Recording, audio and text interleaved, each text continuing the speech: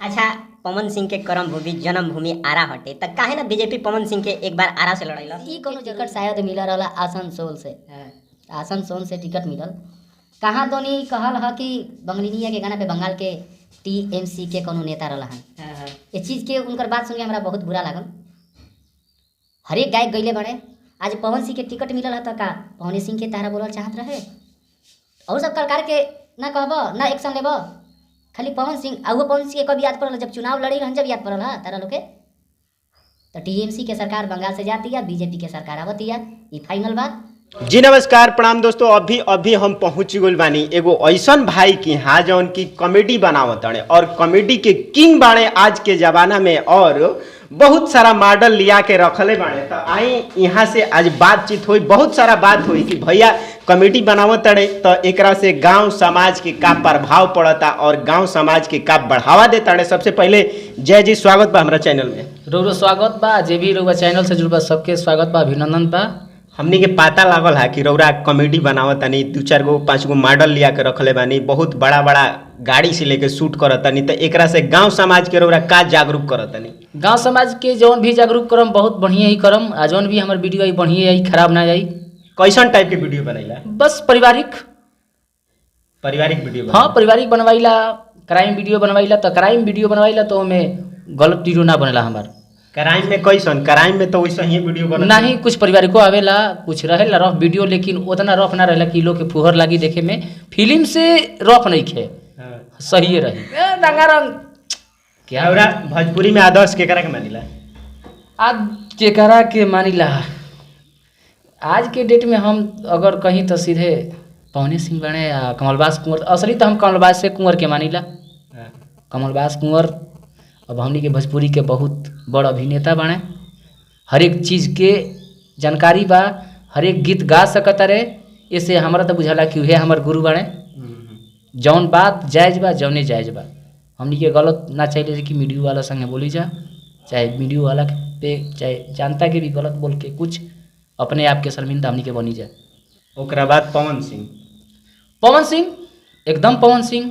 अच्छा, पवन सिंह अभी चुनावी रण में उतरे वाला बाड़े, अनेकों भोजपुरी के सुपरस्टार उतरत ताड़े। तो ओकरा खातिर का कहम कि बिहार में सीट के चुनाव के डेट के ऐलान हो गए, लेकिन पवन सिंह के अभी तक सीट कहाँ से मिलल कंफर्म ना भइल, कहाँ से चुनाव लड़ी है, एकरा बारे में रौरा का कहम?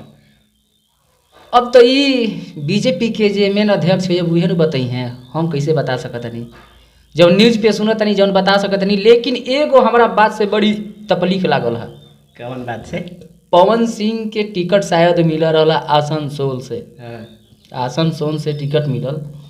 कहाँ दोनी कहल ह कि बंगलिनिया के गाना पे बंगाल के टीएमसी के कोनो नेता रहला हन। ये चीज़ के उनकर बात सुन के हमरा बहुत बुरा लागल। हर एक गायक गईले बड़े। आज पवन सिंह के टिकट मिलल है तो का पवन सिंह के तारा बोलल चाहत रहे ना। हम अपना भोजपुरी के ना, जब तू अपन बंगलिनिया के बचैब तो हम अपना काहे भोजपुरी के ना बचाई? बिल्कुल बचाई। तो हमार तो बुझाता कि पवन सिंह गलत ना गईले रहन। बहुत सारे ऐसे कलाकार बड़े गईले बड़े और सब कलाकार के ना कहब ना एक्शन लेब। खाली पवन सिंह आउ पवन सिंह के कब याद पड़ल जब चुनाव लड़ी रहन, जब याद पड़ल है तारा लोग के। तो टीएमसी के सरकार बंगाल से जाती है, बीजेपी के सरकार आवती है, ये फाइनल बात।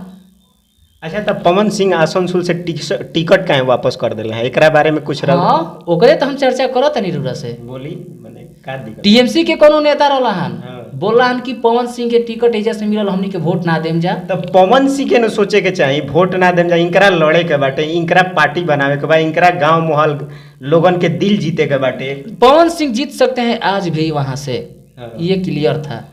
अगर भोजपुरी इंडस्ट्री के हमनी के किंग बने पवन सिंह, बहुत जगह पे चर्चित बने।